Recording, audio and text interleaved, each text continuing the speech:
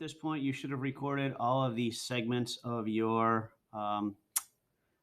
script and probably done an introduction, added some beats or loops underneath to give it a little more interest. So you've got those there, and you're pretty good at zooming in and out and playing with the track. We're going to create a brand new track here. We're going to click on Enter Studio. And we're going to click on Music Track. And instead of browsing loops, I'm going to click on this thing here called Patterns Beatmaker. And it'll show you this here. What I'm going to do, the first thing here is called the kick drum. And look, there's all sorts of different things. You can pick all sorts of different drums here. I'm just going to kick the kick drum. And you can see there's like 4 boxes of 4 squares here. So every fourth, I'm going to hit the kick drum. And if I play that, it's going to go ahead and do boom, boom, boom, boom, like a kick drum would be. You're not going to be able to hear it. Unfortunately, I can't get Soundtrap to record well on this webcam microphone. It's going thump, thump, thump, thump, thump, thump, thump, thump. All right. And then maybe every second and third, I'm going to click on the snare here, which is going to be a different sounding drum.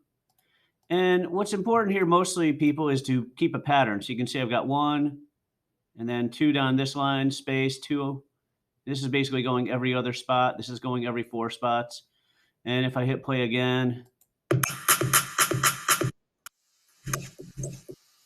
that's pretty annoying. It's actually going a little faster. I think I might just get rid of some of these guys.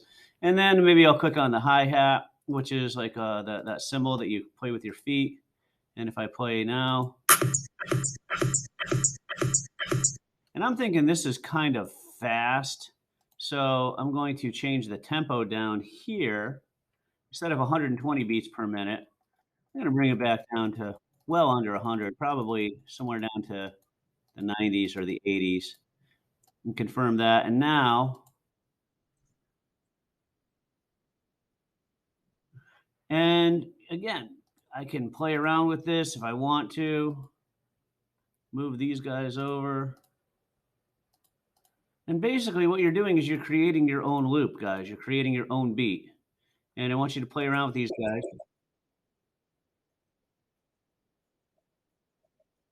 You can add another line here. And under options, we could have a low tom or a ride cymbal or any of these other things. And that's going to change the sound of the loop. And when you're done, it should show up here in this track. You can X out of here. And when you hit play, it should loop it. So when you hit this play button down here, this should play over and over again. All right. So that's your first introduction to Beatmaker.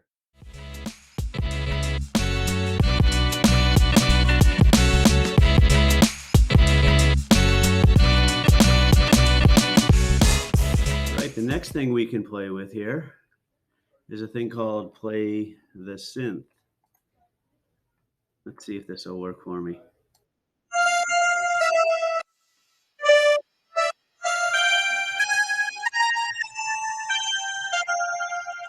And you can change the sound of the synth. It sounds like the organ they play at the baseball stadium. And of course, you can hit the record button and record these kinds of things.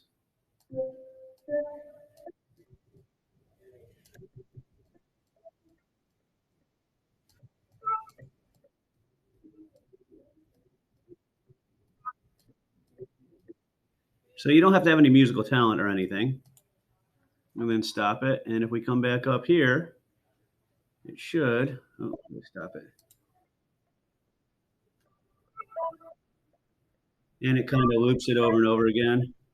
I just want you to experiment, check out some of these different sounds. Understand that if you did have a little bit of musical talent and knew what these keys meant, maybe you took music with Miss Ewing, you could actually create some kind of a simple song. Mary Had a Little Lamb or Jingle Bells or something, and that would work pretty cool. All right. So your job for this activity is to use some of the pattern beat maker and play the synth. And again, these are separate from your original recording with your script. All right, give it a try, have a little fun playing with this, and good luck.